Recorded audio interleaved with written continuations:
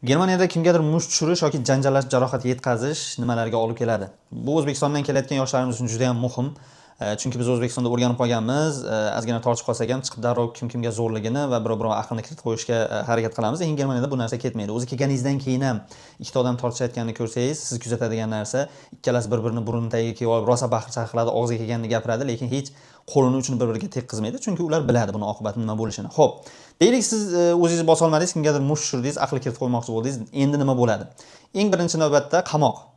Sizga qamoq jazosi xavf soladi. 5 yilgacha agar biron joy singan bo'lsa, burnimi, tishimi 10 yilgacha ham qamoq jazosi berilishi mumkin. Endi bu sudyaning qaroriga bog'liq.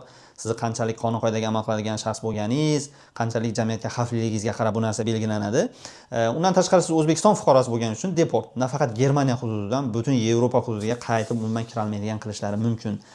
Moliyaviy tomondan jabr ko'rgan odamni bolnitsaga borib davolansa, boshqa bo'lsa u to'lovlari, albatta shtraf, siz kimgadir zarar, jamiyatga zarar yetkazganingiz uchun va undan tashqari odam ishlaydigan bo'lsa va bolnitsada yotgani uchun sizga yotgani uchun ishiga chiqolmagani uchun siz uni oyligini ham o'sha ishga chiqmagan paytini qoplab berasiz.